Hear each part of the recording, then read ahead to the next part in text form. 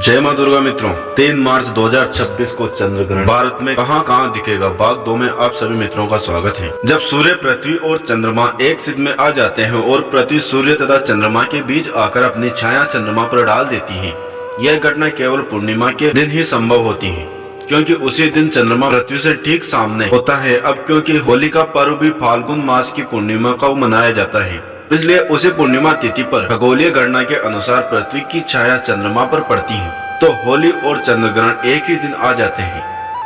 यानी यह कोई संयोग मात्र नहीं, बल्कि प्रकृति की एक वैज्ञानिक और खगोलीय व्यवस्था है, जो कभी कभी त्योहार के साथ भी मेल खा जाती है। तो चलिए मित्रों, जान लेते हैं कि इस चंद्र ग्रहण के दौरान कौन से कार्य है जो भूलकर भी नहीं करना है। तो देखिए, सबसे पहले बात, पूजा पाठ बिल्कुल भी वर्जित है। जब भी ग्रहण लगता है तो देखिए 3 मार्च को सुबह 9:30 से पहले आप सभी अपने घर में पूजा पाठ से निपट जाइएगा और इसके बाद में घर के मंदिर के जो कपाट में उन्हें बंद कर दीजिए या फिर पर्दा डाल दीजिएगा। भगवान की मूर्तियों का स्पर्श करना पूरी तरह से वर्जित होगा। और दूसरा, खाने पीने की जो चीजें हैं, सूतक काल लगने से पहले ही यानी सुबह 9 बजे के आसपास ही खाने की सभी चीजों जैसे दूध, दही, पानी का मटका हो गया या कोई खाने की ज्यादा चीज है या फिर कुचा डाल दीजिए। देखिए, वैज्ञानिक और धार्मिक दृष्टि से तुलसी में पारा यानी कि मयूरी होता है, जो कि ग्रहण की हानिकारक किरणों को भोजन में प्रवेश करने से रोकता है। तीसरा, इस दौरान आप किसी भी नुकीली चीजें जैसे सुई, कैंची, चाकू का इस्तेमाल बिल्कुल भी ना करें, सिलाई कढ़ाई भी ना करें। बस मन ही मन में मंत्रों का जाप करते रहें या फिर धार्मिक पुस्तकें पढ़ें। जो भी गर्भवती महिलाएं हैं वह पूरी तरीके से अपने आप को कमरे में बंद कर ले, ताकि कहीं से भी रोशनी ना पड़ सके। कोशिश करें कि ग्रहण काल के दौरान परिवार का कोई भी सदस्य घर से बाहर ना निकले और गर्भवती महिलाएं इस दौरान ना तो झुके और कोशिश करें कि इस दौरान अपने पेट पर गेरू का लेप लगा लें या फिर गाय के शुद्ध गोबर का लेप भी आप लगा सकते हैं। और अब सबसे बड़ा सवाल जो कि हर किसी को परेशान करके रखता है कि रंगों वाली होली कब खेली जाएगी, यानी कि धुलंडी कब खेली जाएगी। तो देखिए, आमतौर पर हम होलिका दहन के अगली सुबह रंग खेलते हैं, तो इस हिसाब से तो हमने होलिका दहन 2 मार्च की रात को किया। इस हिसाब से 3 मार्च की सुबह हमें रंगों वाली होली खेलनी चाहिए। लेकिन यहाँ ज्योतिष आड़े आता है। 3 मार्च को सुबह से ही सूतक लग रहा है और शाम को ग्रहण है, तो ज्योतिष शास्त्र कहता है कि ग्रहण के दिन उत्सव नहीं मनाना चाहिए। यह दिन संयम, तप और जप का दिन होता है, ना तो शोर शराबे और ना ही हुड़दंगा। इसलिए देश के बड़े बड़े विद्वानों और काशी के पंचांग के अनुसार रंगों वाली होली 3 मार्च को नहीं बल्कि 4 मार्च को 2026 बुधवार को खेली जाएगी। 4 मार्च को ग्रहण का कोई साया नहीं होगा, पूर्णिमा तिथि खत्म हो चुकी होगी और चैत्र मास की प्रतिपदा तिथि यानी कि हिंदू नववर्ष की पहली सुबह की तरह होगी। वातावरण पूरी तरह से शुद्ध और सकारात्मक हो चुका होगा। इसलिए 4 मार्च को आप जी भर के रंगों वाली होली खेलें, गुलाल उड़ाएं और होली मिलन समारोह बड़े ही प्रेम और धूमधाम से मनाएं। इस दिन पूरी तरह से शुभ योग भी बन रहे हैं। और अब बात कर लेते हैं कि यह चंद्र ग्रहण भारत में कहां कहां पर दिखाई देगा और इसका ज्योतिष प्रभाव क्या है।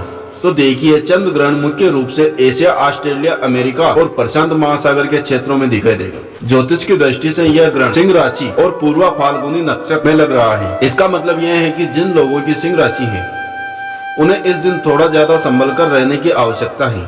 सिंह अग्नि तत्व की राशि है और नेतृत्व, आत्मविश्वास, प्रतिष्ठा व आत्मसम्मान का प्रतीक मानी जाती है। जब किसी राशि में ग्रहण लगता है तो उस राशि के जातकों पर इसका प्रभाव अधिक पड़ता है। सिंह राशि वालों को विशेष सतर्क रहने की सलाह दी जा रही है, खासकर स्वास्थ्य, आर्थिक मामलों और पारिवारिक संबंधों को लेकर। आपको मानसिक तनाव, बेचैनी या छोटी मोटी चोट लग सकती है, तो थोड़ा सा ध्यान और सतर्क रहिएगा। सिंह राशि के अलावा कुंभ और वृश्चिक राशि वालों को भी थोड़ी सावधानी ज्यादा बरतने की आवश्यकता है, लेकिन घबराए नहीं। उपाय बड़ा ही सरल है। ग्रहण के दौरान आप अपने गुरु मंत्र का जाप करते हुए रहे या फिर ओम नमः शिवाय या महामृत्युंजय या फिर ओम नमो भगवते वासुदेवाय नमः मंत्र का जाप भी कर सकते हैं। ग्रहण काल में किया गया मंत्र जाप सामान्य दिनों के मुकाबले 100 गुना से अधिक ज्यादा फल देता है। इससे आप घबराए नहीं, यानी कि आपदा नहीं बल्कि अवसर माने और जितना हो सके पुण्य कमाएं और अपनी राशि पर इसका अधिक से अधिक सकारात्मक परिणाम भी पाएं। और अब सबसे जरूरी बात कि ग्रहण समाप्त होने के बाद क्या करें और होलिका दहन से पहले क्या करें। तो देखिए, होलिका दहन तो हम एक रात पहले कर चुके हैं, लेकिन उसकी राख और प्रसाद ग्रहण करना अभी बाकी है। तो 3 मार्च की शाम को जैसे 6:45 पर ग्रहण खत्म हो जाएगा। आपको कुछ नियम तो तुरंत ही मानने होंगे, जैसे कि ग्रहण समाप्त हो तुरंत स्नान करें, घर का शुद्धिकरण गंगाजल से करें, नमक का पोछा लगाएं, नहाने वाले जल में भी गंगाजल जरूर डालें और जो भी कपड़े पहने हुए हैं उन्हें दोबारा न पहने, उन्हें अच्छे से धोकर सुखा लें। घर के मंदिर से लेकर मुख्य द्वार तक हर जगह पर शुद्धिकरण करें। चंद्र ग्रहण के बाद किया गया दान सीधे हमारी कुंडली से चंद्र दोष को शांत करता है।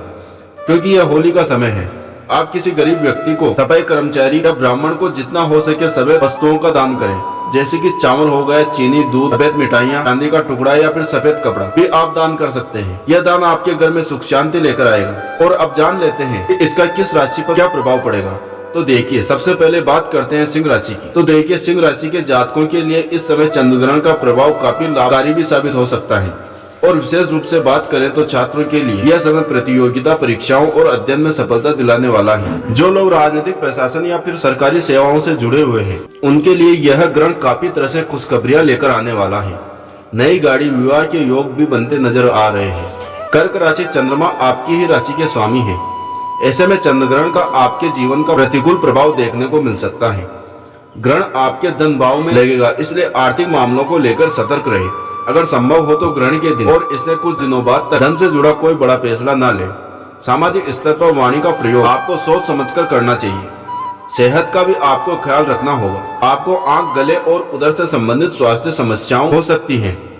ग्रहण के बुरे प्रभाव से बचने के लिए चंद्र ग्रहण के मंत्रों का जाप करें। अगली राशि धनु राशि।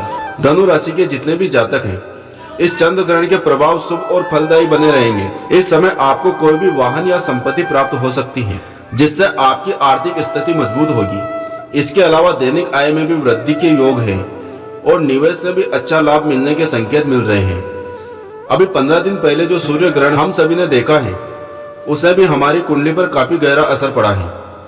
आप सबने इसे नोटिस भी किया होगा कि इन 15 दिनों के समय के बीच में क्या कुछ बदलाव आप सभी को देखने को मिल रहे हैं। जो अगले राशि की बात कर लेते हैं, मकर राशि। मकर राशि के जितने भी जातक हैं, इस चंद्र ग्रहण के प्रभाव से इस समय आप सभी को बड़े ही शुभ फल प्राप्त होंगे।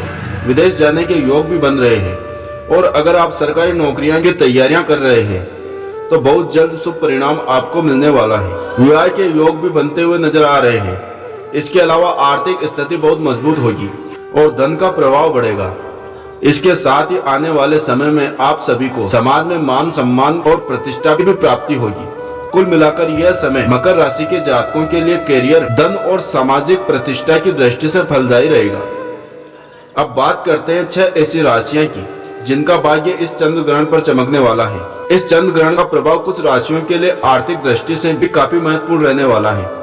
सिंह राशि वालों के लिए धन का आगमन अचानक स्रोतों से हो सकता है। रुका हुआ पैसा वापस मिल सकता है, कोई पुराना निवेश लाभ दे सकता है या नौकरी में इंक्रीमेंट और बोनस मिलने के संकेत है। अगर आप व्यापार करते हैं तो नए क्लाइंट या बड़ी डील से लाभ मिल सकता है। धनु राशि के जातकों के लिए यह ग्रहण आय में वृद्धि का संकेत दे रहे हैं। प्रॉपर्टी या वाहन, जमीन से लाभ हो सकता है। शेयर मार्केट, ऑनलाइन बिजनेस या पार्टनरशिप से भी पैसा आने की संभावना बन रही है, लेकिन सोच समझकर निवेश करना जरूरी होगा। मकर राशि वालों के लिए करियर के माध्यम से धन लाभ के मजबूत योग हैं। प्रमोशन, नई नौकरियां या विदेश से जुड़ी कार्यों से आय बढ़ सकती है। सरकारी क्षेत्र या प्रशासन काम से जुड़े लोगों को आर्थिक स्थिरता मिलेगी। वृषभ राशि के लिए रुका हुआ धन वापस मिलने और पारिवारिक सहयोग से आर्थिक स्थिति मजबूत होने के संकेत है। किसी पुराने कर्ज से राहत मिल सकती है या परिवार के किसी सदस्य के माध्यम से लाभ हो सकता है। कन्या राशि के जातकों के हानि भाव यानी द्वादश भाव में ग्रहण लगेगा। इस ग्रहण के प्रभाव से संचित धन आपको खर्च करना पड़ सकता है। घर के किसी सदस्य की खराब तबीयत के चलते भी पैसा खर्च करना पड़ सकता है। करियर के क्षेत्र में भी आपको संभल कर रहने की आवश्यकता है। ऑफिस में होने वाले राजनीति से खुद को जितना दूर रखेंगे उतना ये आपके लिए सही रहेगा। रोजगार की तलाश में लगे हो तो कड़ी मेहनत करने की आवश्यकता होगी उपाय के तौर पर भगवान शिव की पूजा आपको करनी चाहिए। मीन राशि के जातकों के छठे भाव में साल का पहला चंद्र ग्रहण लगेगा। इस भाव में ग्रहण लगने से आपका शत्रु पक्ष सक्रिय हो सकता है और आपका काम बिगाड़ने की कोशिश कर सकता है, इसलिए सतर्क रहे। ऑनलाइन फ्रॉड का इस राशि के लोग शिकार हो सकते हैं। लेन देन करते समय आपको सतर्कता बरतनी होगी। गलत संगति के कारण भी इस राशि के कुछ लोग धन खर्च कर सकते हैं। उपाय के तौर पर मीन राशि के जातकों को शिवलिंग पर जल अर्पित करना चाहिए। कुल मिलाकर जिन लोगों ने मेहनत की है उनके लिए यह ग्रहण अचानक चमत्कार नहीं बल्कि मेहनत का फल दिलाने वाला साबित हो सकता है। सही दिशा में प्रयास करेंगे तो पैसा भी आएगा और स्थिरता भी मिलेगी। तो भक्तों, यह चंद्र ग्रहण केवल सावधान रहने या संकेत नहीं बल्कि सही नियम और संयम के साथ यह आपके लिए बड़ा लाभ का द्वार भी खोल सकता है। जैसे ग्रहण के समय कुछ नियमों का पालन करना भी जरूरी है, वैसे ही यह समय साधना, मंत्र जाप और सकारात्मक संकल्प का 100 गुना फल देने वाला भी माना जाता है। यदि आप सूतक के नियमों का पालन करते हुए इस दौरान जप, दान और ध्यान करते हैं तो यह ग्रहण आपकी कुंडली के दोष को शांत कर सकता है। तो दोस्तों, आपको यह वीडियो कैसा लगा? अगर अच्छा लगा हो तो वीडियो को लाइक करें, हमारे चैनल को सब्सक्राइब करें और अंत में कमेंट में जय मां दुर्गा अवश्य लिखें। धन्यवाद दोस्त, मिलते हैं अगले वीडियो में नई खोज के साथ।